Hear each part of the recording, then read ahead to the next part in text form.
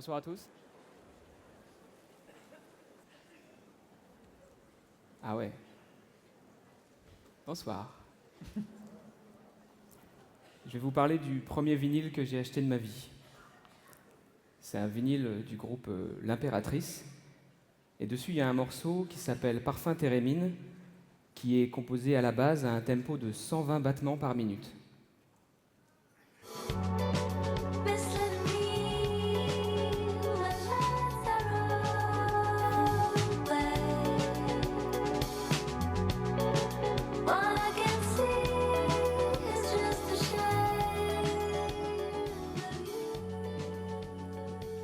Alors, la première fois que je l'ai écouté sur ma platine vinyle, je ne savais pas m'en servir et j'ai malencontreusement réglé la mauvaise vitesse de lecture. Du coup, le morceau est passé au ralenti et c'est plutôt ça que j'ai entendu.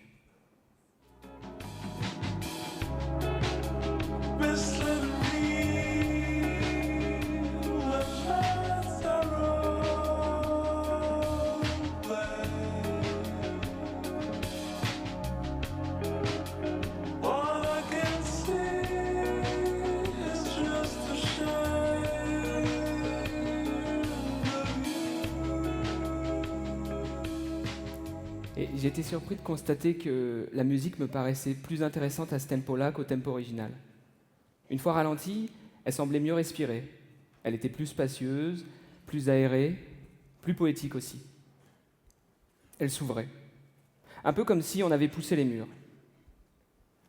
Et le même phénomène peut être observé sur un film. Zabriskie Point, Antonioni, 70. Les images ralenties révèlent une poésie qu'on ne percevait pas d'abord. Une sorte de grâce qui était imperceptible à l'œil nu, invisible à vitesse réelle. La lenteur révèle des couleurs nouvelles. Elle dévoile des mondes encore inaperçus. En somme, tout devient magnifique dès lors qu'on le ralentit. Non seulement la musique et les images, mais aussi la vie. Notre vie. Nous aussi, dans la vie, on a cette capacité d'activer la fonction ralentie, comme sur un magnétoscope. On a ce pouvoir magique. Et dès lors qu'on fait cet effort d'attention et qu'on prend le temps de regarder les gens, il se passe la même chose que pour la musique de l'Impératrice ou le film d'Antonioni. Les instants se dilatent et ils nous livrent leurs secrets. Regardez bien. Lorsqu'on abuse son café, au fond de sa tasse, ce qui reste, ça ressemble à une carte de géographie. Et ce matin, sur ma table de petit déjeuner, ma motte de beurre ressemblait à une dune de sable. Quand on prend le temps de regarder quelqu'un dans les yeux, de plus près, chaque pupille devient une planète. Et en regardant autour de soi, en prenant le temps, on y remarque soudain tout ce qui est beau. Et ce qui est drôle aussi. Un peu comme ces vidéos où on voit des gens tomber au ralenti. Les images ralenties sont plus vivantes et plus utiles. Ils peuvent nous donner des solutions à des problèmes. C'est en butant contre le marchepied d'un train que le mathématicien Poincaré a trouvé la solution à un problème mathématique qui le hantait depuis des semaines. En ralentissant le cours du temps, on crée déjà. On voit autrement. Les livres ne font rien d'autre que ça.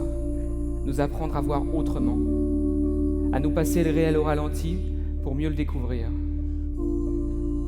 Vous n'avez jamais remarqué qu'il y avait comme une bulle de lenteur qui entoure les gens qui lisent dans le métro ? On dirait qu'ils ne sont pas dans le même espace-temps que les autres. On dirait qu'ils vivent quelque chose de nouveau. Lire, c'est ça. Lire, c'est se passer le réel au ralenti et découvrir des mondes qu'on ne soupçonnait pas. En lisant, on se refait le film et on revoit des scènes, on relève chaque détail. Marguerite Duras a écrit tout un texte sur la mort d'une mouche.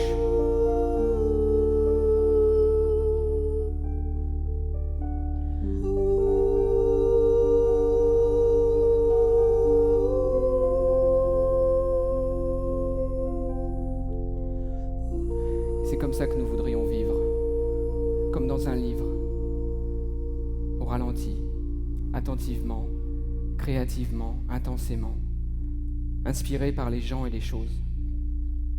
Car le monde n'est pas moins beau qu'hier, c'est nous qui allons trop vite.